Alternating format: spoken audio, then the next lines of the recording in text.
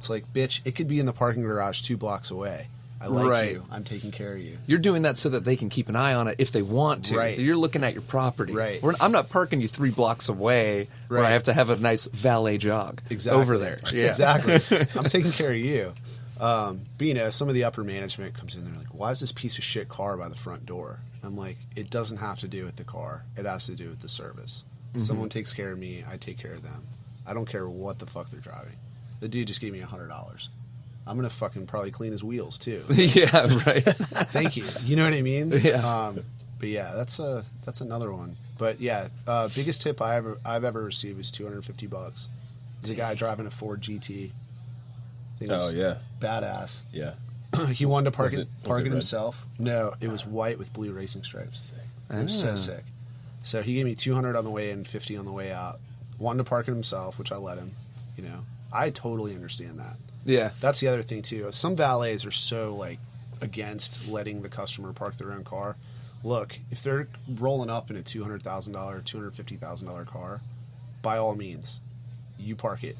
It's cool. And they're still tipping you. And they're still tipping yeah. you. They're still taking care of me. We get a lot of those cool. guys at Chick's Oyster Bar. Yeah. Like we get a bunch of Ferraris, Lamborghinis that come in, and they're like, no, I'm parking it myself. But they always take care of valet. Right. You know what I mean? They'll Take tip care of them you. and everything, but they're like, I'm parking it, though. Right. And I totally understand that. I was going to say, so you don't get mad at that I don't at all? get You're mad. like, yeah. No, not at all. You know, I'm a fabricator. I build cars. I love cars. I totally understand. You know, like, that's cool, man. Now, has anyone ever done that and been like, hey, I'm going to park my own car, but then they just park it in the shittiest way possible? Oh, yeah. There's been a couple times where I'm like, okay. I had a feeling. I was like, let's scoot it over a little bit and, you know, leave a little room for the next car. But, yeah. Or go to park their car and then, like, don't tip. We've had that happen before, too. Like, oh, I got you. I got you. You still got me? Because I'm right here. Hi. Hello. So next time they come, you just box them in. Right? You can't leave.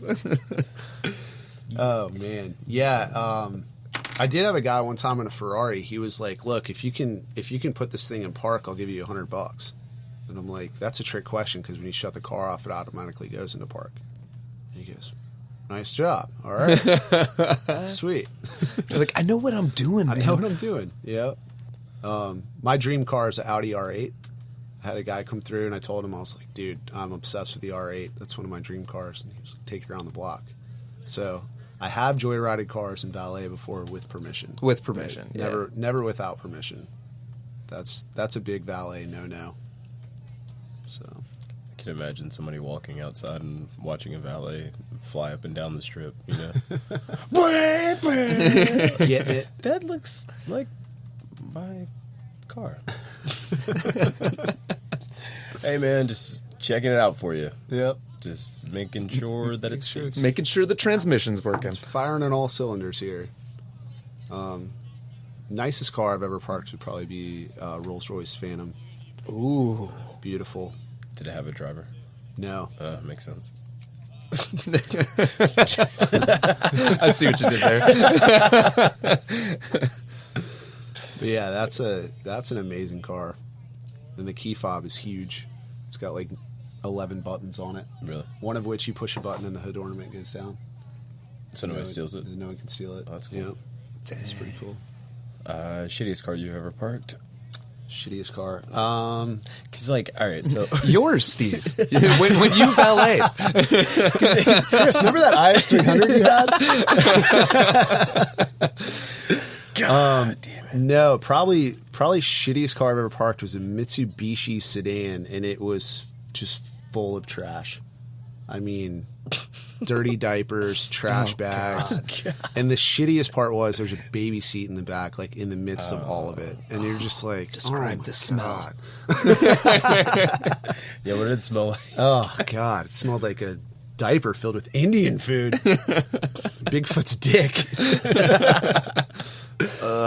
And the thing that's like, it's really interesting to me when you get in people's cars and you see how everybody's different. Right. You know what I mean? Yeah, you get a personal look into the inside. Yeah. A little peek behind the curtain. Yeah, for sure. Absolutely. And no lie, 9 times out of 10, the hottest chicks are the fucking dirtiest people in the world.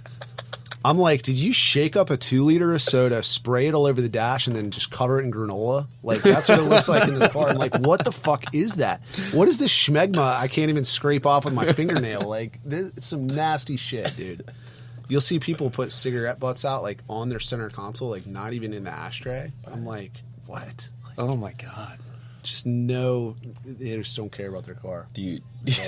So, would you say by observing, so you hop in the driver's seat and you look around real quick, obviously to make sure that the mirrors are good, and you're acclimating yourself to the vehicle as quickly as you. I'm sure because you've been doing this for 11 years, it's probably pretty quick for you. But you see the things that you see, and you're like, okay, I know what type of person this is. Yep. Like automatically. Absolutely. And you're like, or oh, you know what I mean? Right.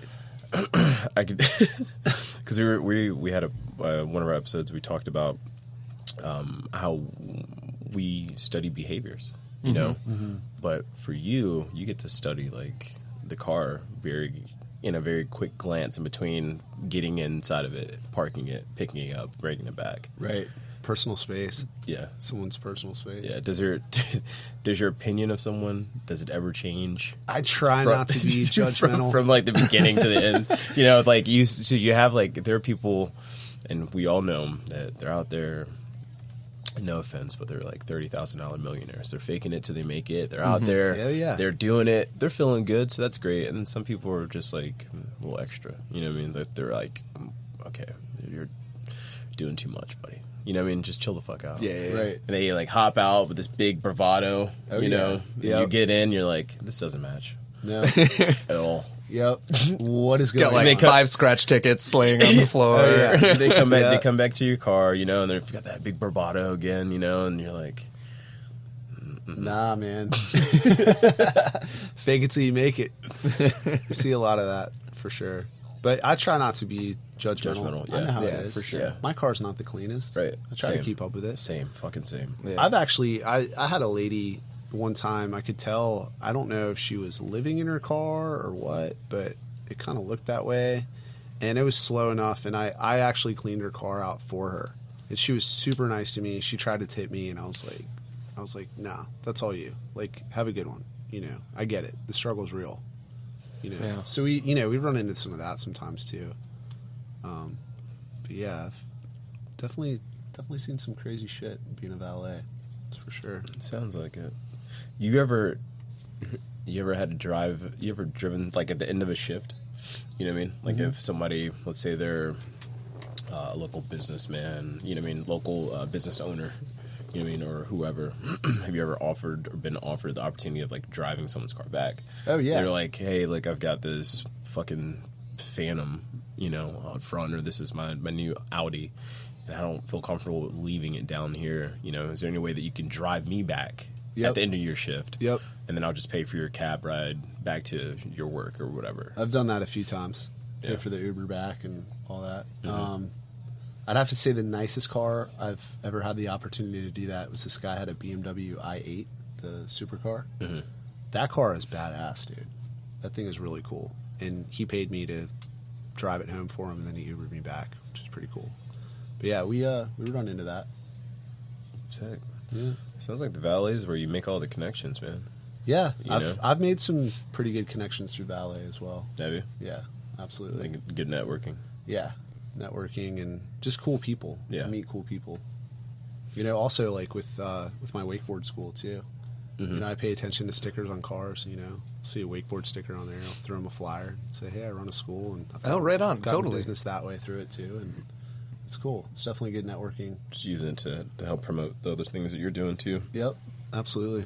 Do you sometimes when I roll by, I see this big ass massive white box of steel on fucking wheels that sounds like the devil playing the fucking violin, and it looks like a fucking transformer. You're not talking about my truck, are you? I think I'm talking about your truck. What? One of a kind. One of a kind. Yeah. Please, to God, please explain your truck. Okay, I will. Optimus. I will try to describe Optimus. They call it Optimus. It's called Optimus because it's always transforming. It started its life as a 06 Expedition. Now it's a 2014 Raptor SUV concept pre-runner. Stock comes with IFS. I put a solid axle in the rear end, 4-linked long travel shocks through the floor. It's fully caged. I've had it on a TV show called Truck Night in America. Took it on there. Tried to win some money. Not a mailman, but I'm still going to send it. Yeah, I'm not a mailman, but I'm going to freaking send it, which I did. It's a good time. And, you know, this all comes full circle to my passion for vehicles, you know, and I love cars and I love my truck. I'll probably never get rid of it. Yeah. If anybody wants to check out your truck, where can they find it? On Instagram, I'm Raptor_SUV. You can go check it out. Check out the build. My plan is to do the open class in Baja next year in it. So, yeah, I got another expedition I'm getting ready to build, and always turning wrenches and moving metal. It's fun.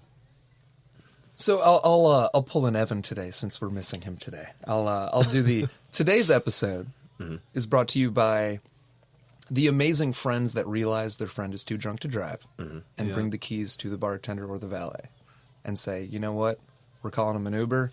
We're going to protect you and the establishment.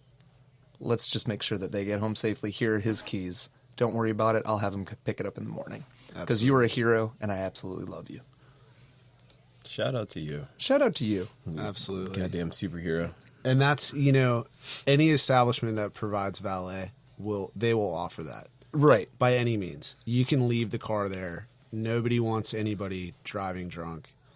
And that's the bottom line. I mean, I know you can speak for chicks and shuckers. I mean, I've left my car at the oceanfront. I can't even count how many times overnight. Right. And it's never an issue. Right. You know what I mean? Everyone's always very cordial. They're nice. We'll hold it. Obviously, don't leave it for 4 or 5 days. Come in the morning. It'll be fine. Absolutely. Yeah. Yeah. And nowadays, it's just too easy. You know, you got Uber, you got Lyft, you got still cab companies. They're still out there. They do exist. Right. Even though everyone uses Uber and Lyft. Right. But yeah, just be safe. Get home safely. That's another thing, too. To the Uber and Lyft guys, please don't pull in our lot. Drop off on the street. yeah. If any of you guys listening are Uber or Lyft guys, the valet would really appreciate that. Because you guys kind of hem up our lot a little bit sometimes. Yeah, protect the flow of traffic. Protect the flow. Absolutely. I like the sound of that. Guys, I want to thank, as always, Stratus Media for always having such an amazing studio here, and for always supporting us. Christian P, thanks, man. Appreciate you. Taylor, thanks for coming in today. Thank you. Thanks for having me. This was fun. Yeah, man. It's actually been great. Steve, always thank you, too. Thank you. Taylor, you wanted to speak a little about a nonprofit. Correct? Yeah, absolutely. Recently, I was able to raise $1,100 for the VB tragedy through a valet shift I did, and we raised that in 8 hours. And it was really cool. It was really moving. It was very emotional, and it's really awesome for me to see how tight knit our community really is in Virginia Beach.